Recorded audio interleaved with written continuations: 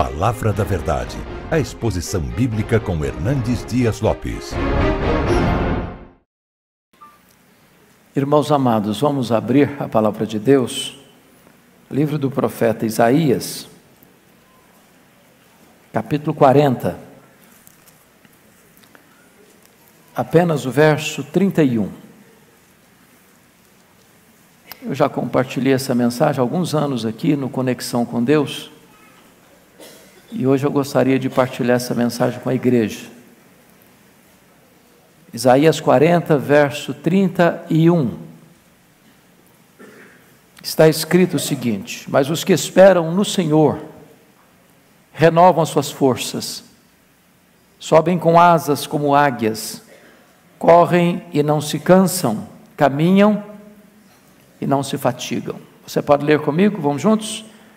Mas os que esperam no Senhor renovam as suas forças, sobem com asas como águias, correm e não se cansam, caminham e não se fatigam. Amém. Eu quero hoje pensar com você sobre princípios para uma vida vitoriosa. Estamos absolutamente seguros que Jesus foi o mestre dos mestres, singular, incomparável, único. Isso por causa da grandeza do seu ensino, isso por causa da excelsitude de seus métodos, isso por causa da profundidade da sua doutrina. Como mestre dos mestres, Jesus teve uma pedagogia sem paralelos.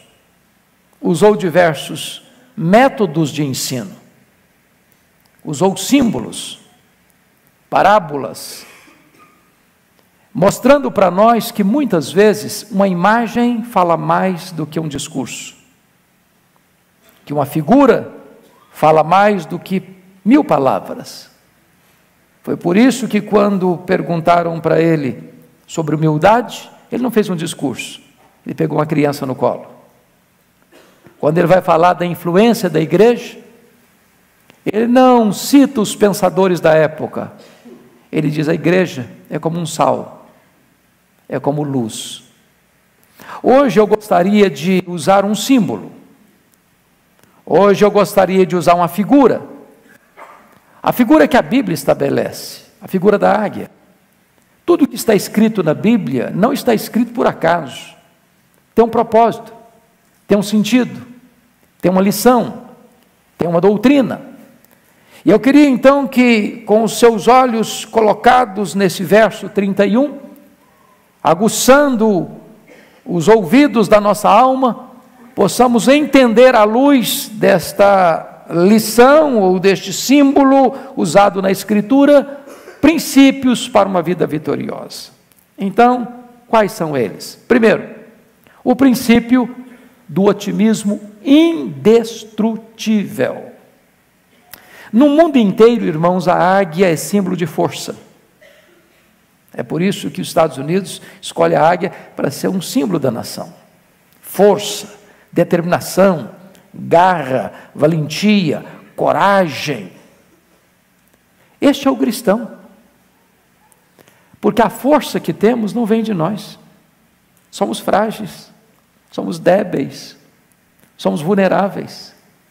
Mas aquele que está em nós é o Todo-Poderoso. A nossa força não decorre do braço da carne, decorre da onipotência do nosso Deus. Então não é possível que um cristão se renda à fraqueza, se renda ao discurso do fracasso, da impotência, porque a sua força está em Deus. Eu fico olhando a Bíblia e vendo aquele relatório dos 10 espias que foram olhar a terra prometida e constataram a beleza da terra, a fertilidade da terra, os tesouros da terra, e trouxeram dos seus frutos excelentes. Mas ao darem um relatório para o povo, 10 dos 12 disseram: a terra é boa, mas não é para nós. A terra é boa, mas tem cidades amuralhadas. A cidade é boa, mas tem gigantes. A cidade é boa, mas é inconquistável. Aliás, eles são gigantes, e aos olhos deles, nós somos como que gafanhotos. Aos nossos próprios olhos, nós somos como gafanhotos. Príncipes, menos do que príncipes. Homens, menos do que homens. Insetos. Porque não viram que a força deles vinha de Deus.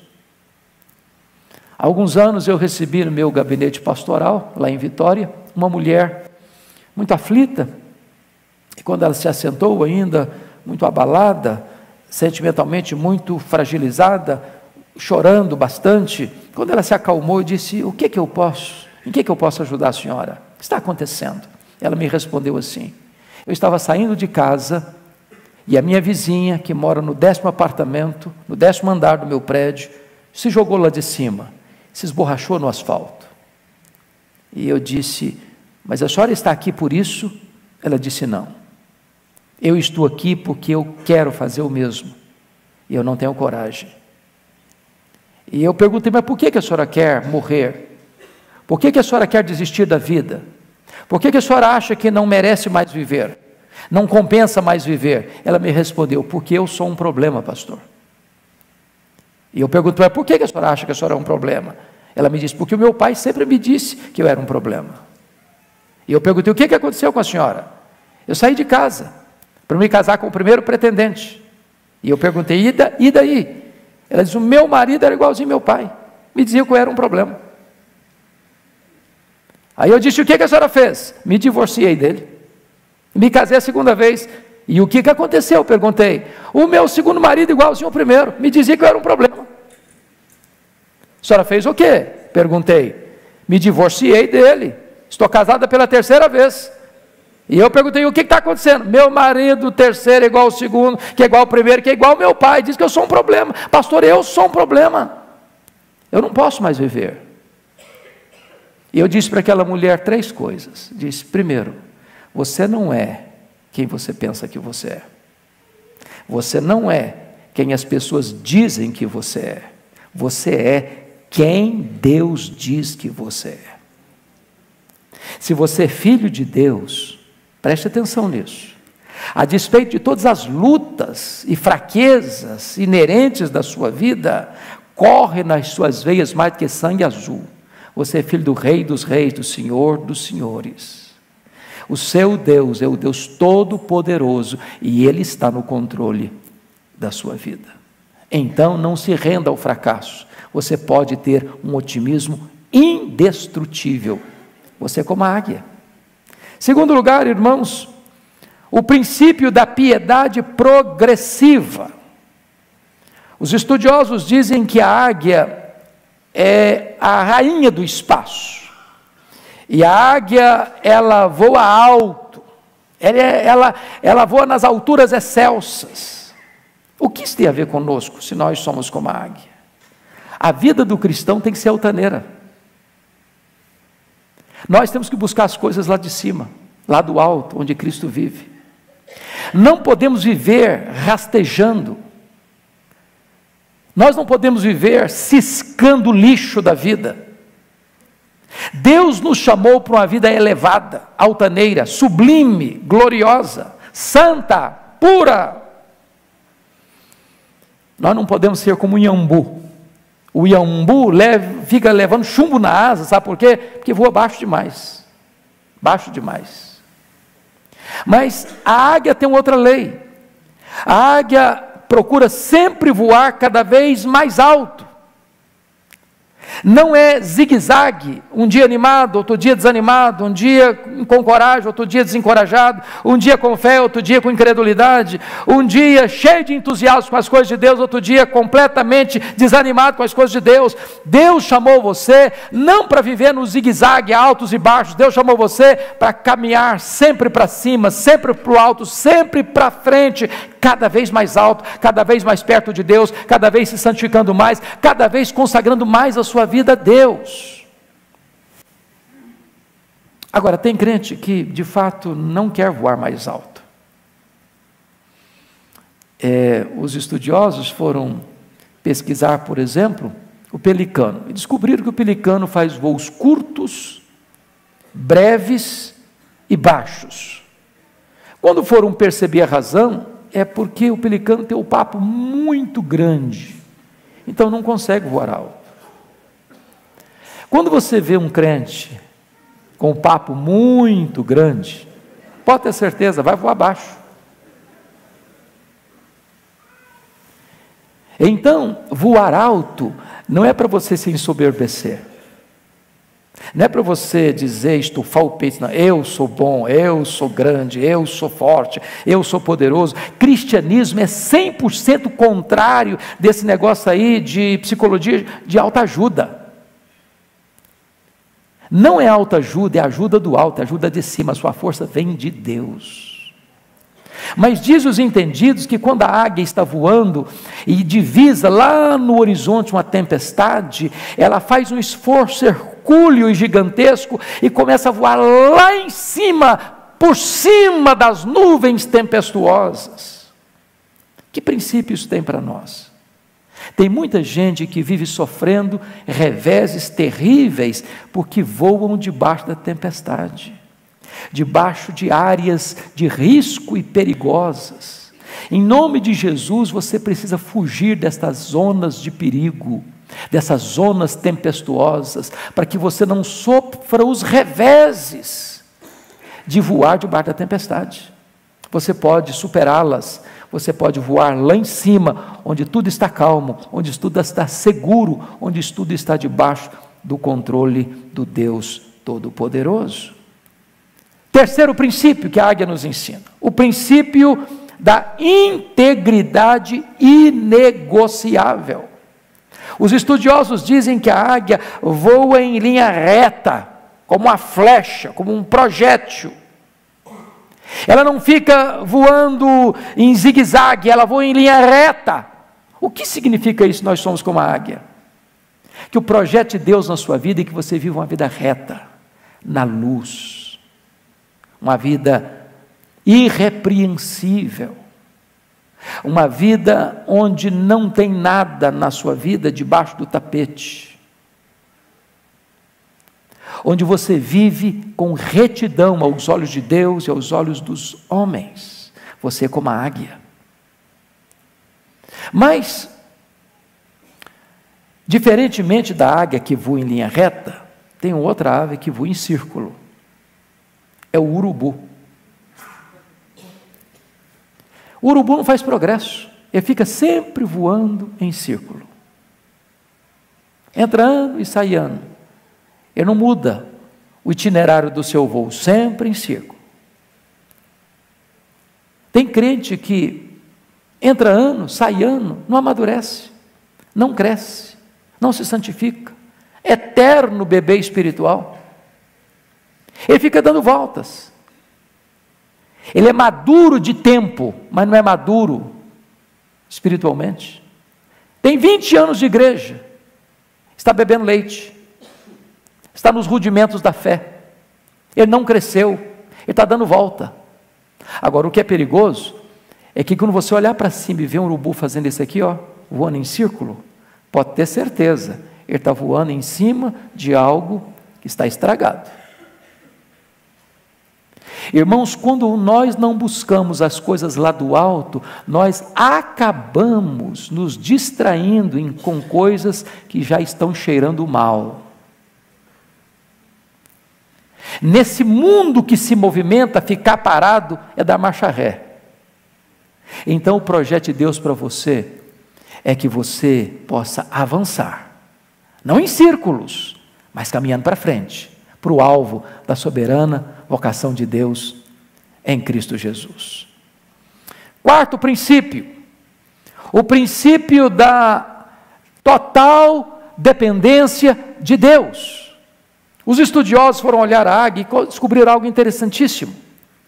Ela tem as asas desproporcionais ao tamanho do corpo. Desproporcionais. Isso gerou uma curiosidade imensa nos estudiosos. Mas por que ela tem as asas desproporcionais ao tamanho do corpo? Cochilo do Criador? Absolutamente não. É que a águia faz voos muito altos, muito longos. E a águia, ao voar, não fica ruflando as suas asas como um beija-flor. O que ela faz? Ela ganha as alturas, aplana as suas asas e deixa que o vento a carregue.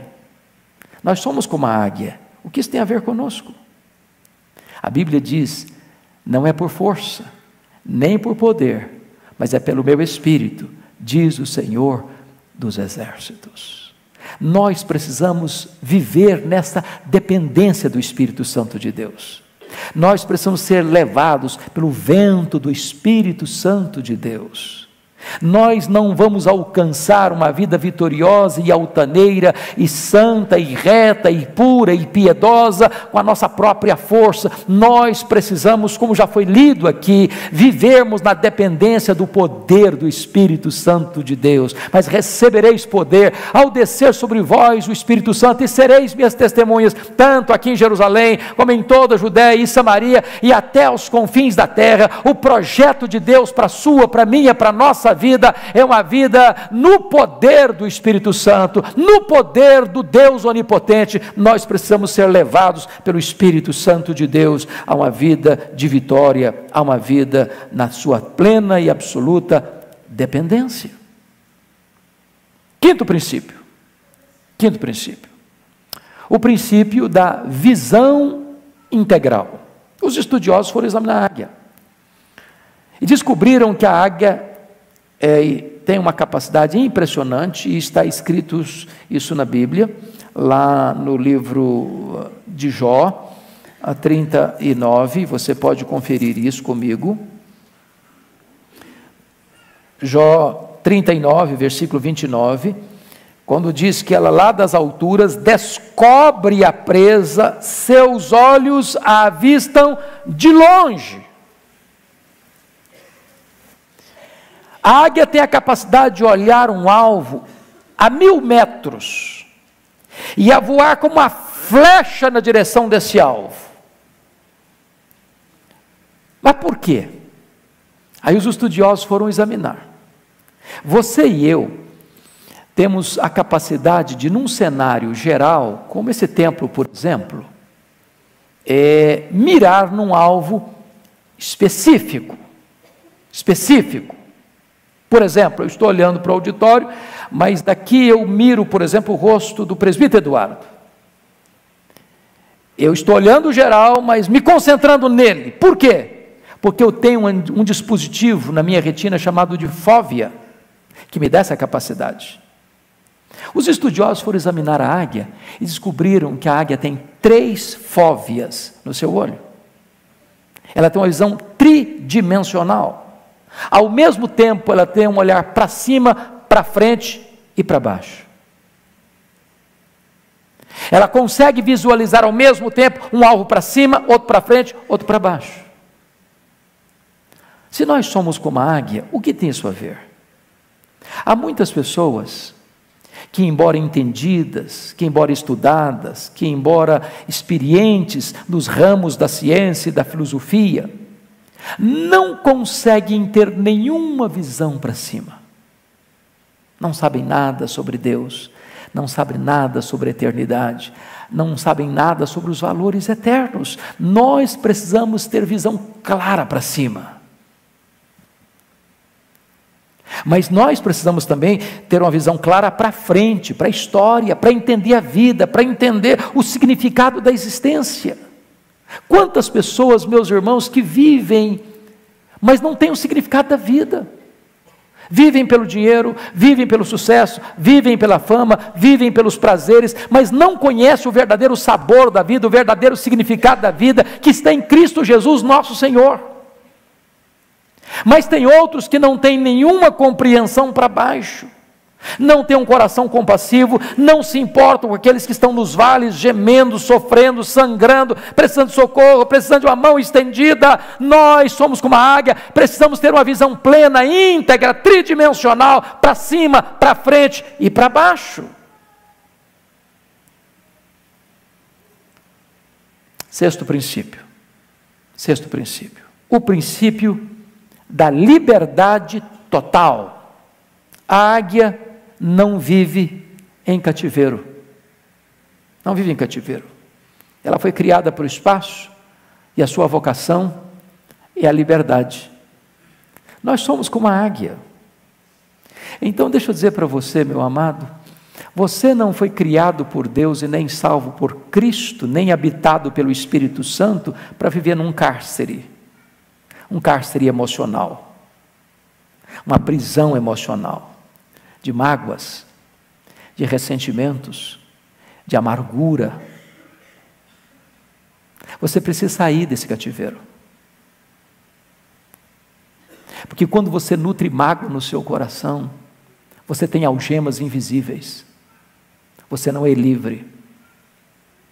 A pessoa de quem você nutre essa mágoa prende você num pelourinho e açoita você todo dia com o chicote da culpa.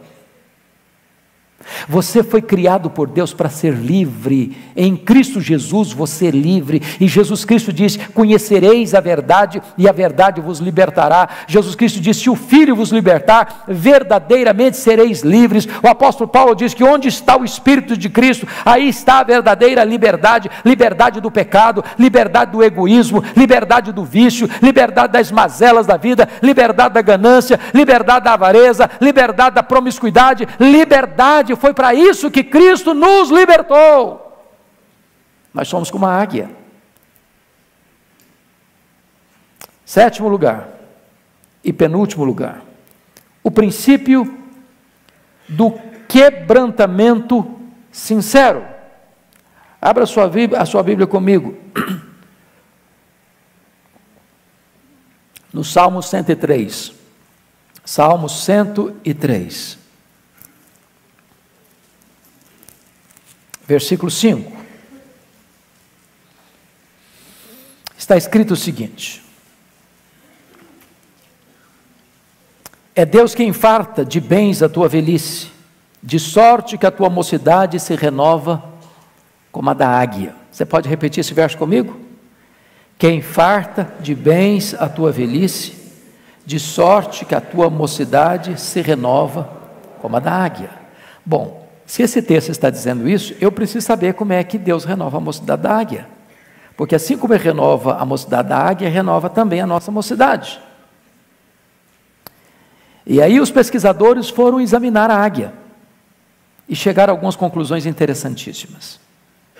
Quando a águia percebe que ela está com as suas penas enferrujadas, quando ela percebe que ela está com as suas garras frágeis, quando ela percebe que o seu bico, que é uma verdadeira faca de bom corte, não está mais afiado, ela toma uma decisão radical na vida. Ela fecha a sua agenda, ela cessa a sua atividade, e a águia faz um retiro, não na direção da multidão, mas na direção da solidão.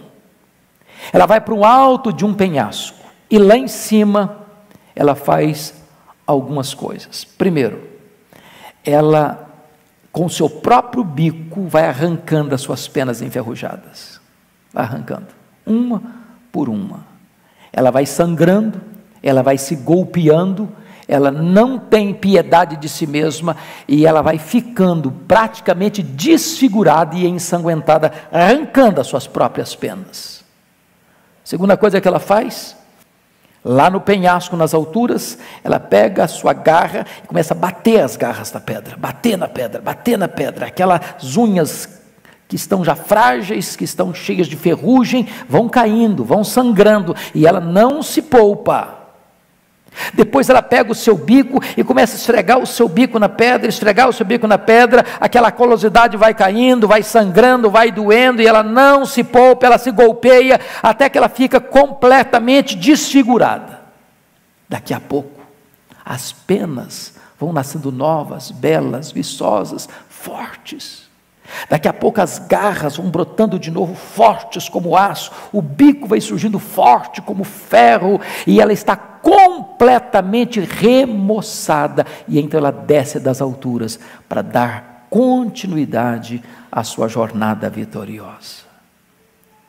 O princípio do quebrantamento sincero. Tem horas que nós precisamos arrancar algumas penas, alguns hábitos, algumas posturas, algumas atitudes. Vai doer? Vai. Vai ser desconfortável? Vai. Vai sangrar? Vai. Mas é preciso ter coragem de enfrentar a nós mesmos. Tem horas que você precisa atualizar as suas armas, renová-las. As garras são as armas da águia. Às vezes nossas armas estão enferrujadas, frágeis, há brechas no nosso escudo. E nós precisamos, meus amados irmãos, renovar estas armas, para que não sejam armas carnais, frágeis, mas fortes, armas poderosas em Deus, para destruirmos fortalezas, anularmos sofismas. Tem hora, amado, que é preciso botar o bico na pedra, limpar nossa boca de palavras chulas, de piadas torpes, de linguajar mundano, porque a nossa boca precisa expressar a glória de Deus, a nossa boca precisa abençoar as pessoas que estão à nossa volta. Deus precisa renovar a nossa vida, como Ele renova a águia. Nós somos como a águia. Mas, finalmente, oitavo lugar, o princípio do cuidado familiar. Princípio do cuidado familiar. E eu peço que você abra sua Bíblia de novo comigo em Jó. De novo, Jó 39. Agora nós vamos ler os versos 27 a 30. E eu peço que a igreja, por gentileza, leia comigo esses versos. Todos juntos, por favor. Vamos juntos? Jó 39, 27 a 30. Todos juntos. Ou é pelo teu mandado que se remonta a águia e faz alto o seu ninho, habita no penhasco, onde faz a sua morada, sobre o cume do penhasco, em lugar seguro.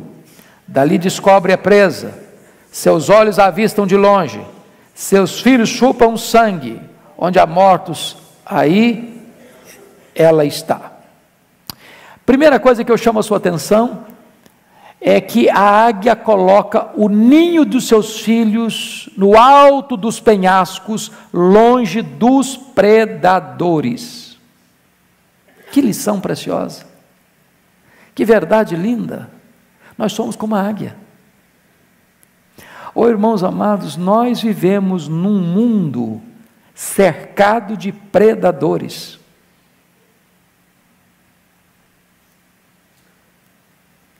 As escolas, por mais nobres que sejam, ao seu redor estão cheias de predadores.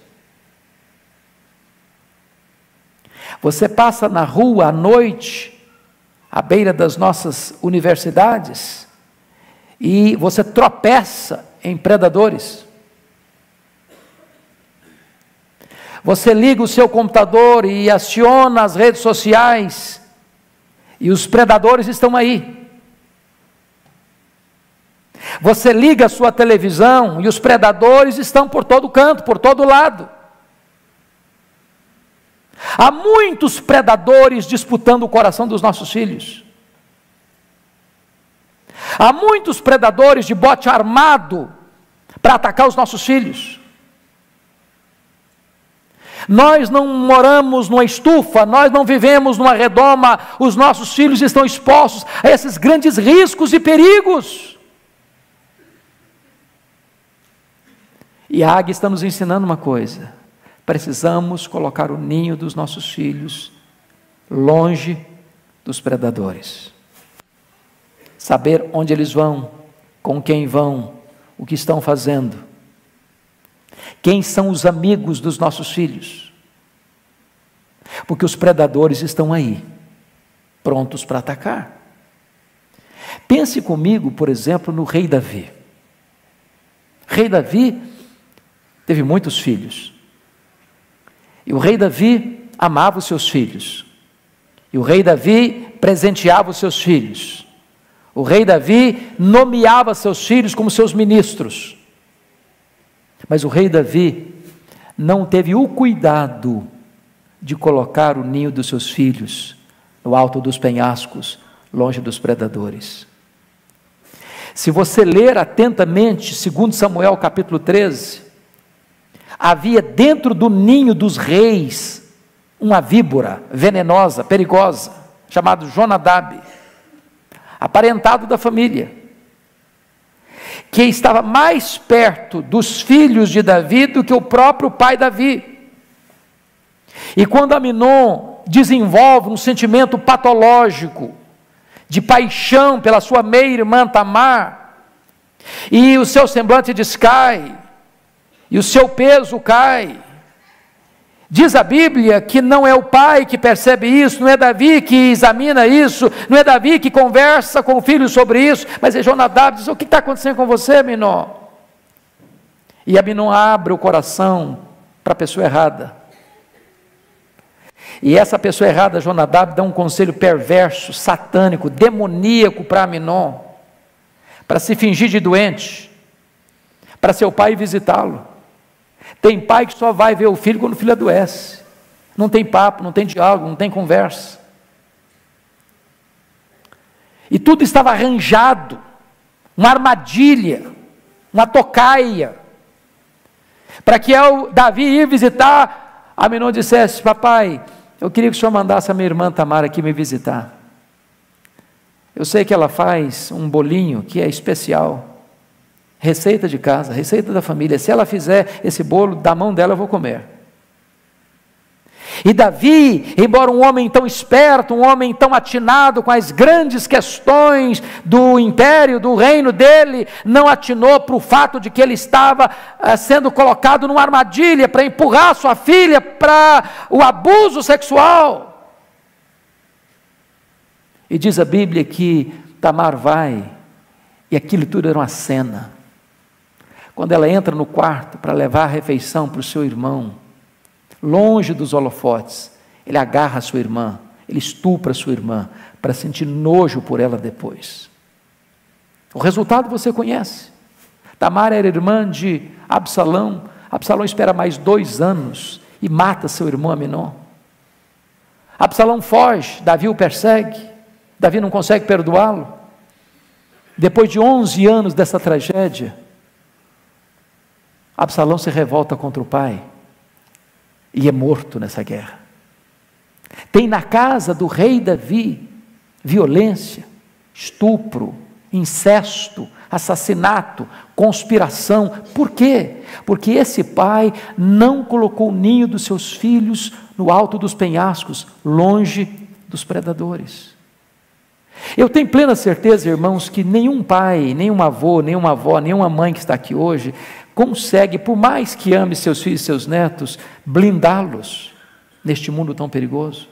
Dependemos da graça, dependemos do favor de Deus, mas aquilo que nós pudermos fazer, nós precisamos fazer. Mas olhe comigo outra coisa, abra sua Bíblia agora, por favor, em Deuteronômio 32. Deuteronômio 32.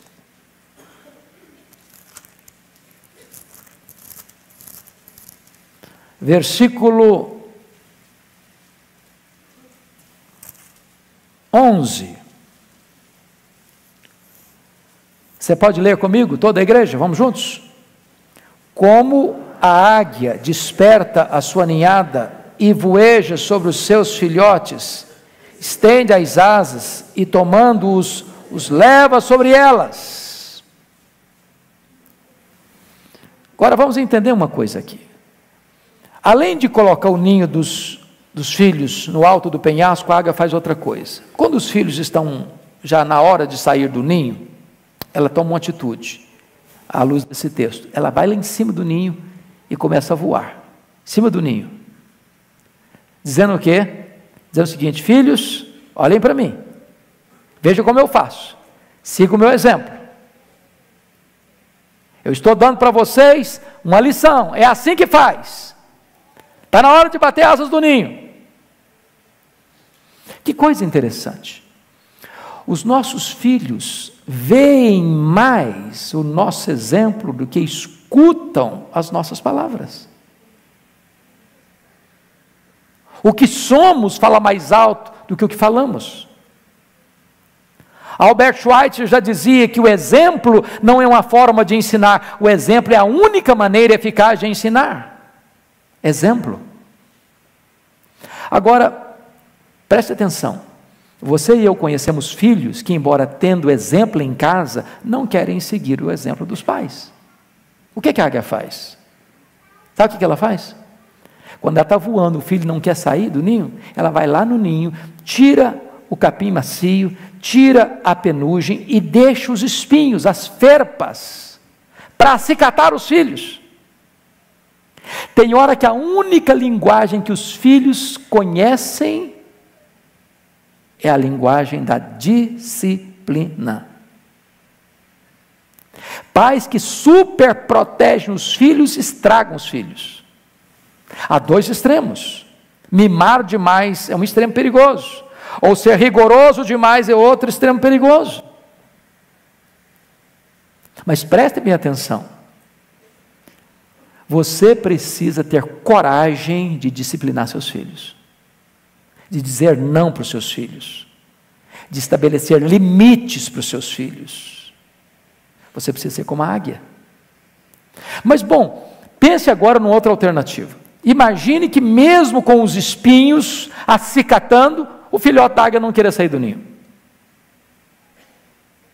Porque tem filho que mesmo com exemplo ele não quer seguir também. Tem exemplo, tem disciplina e mesmo assim não quer obedecer. Sabe o que a águia faz? Ela toma uma atitude radical. Ela vai lá no ninho, arranca o filho do ninho com as suas possantes garras, lá das alturas excessos, ela joga o filho ao chão. E o filho que nunca voou, não sabe voar, sai dando cambalhotas. E ela deixa.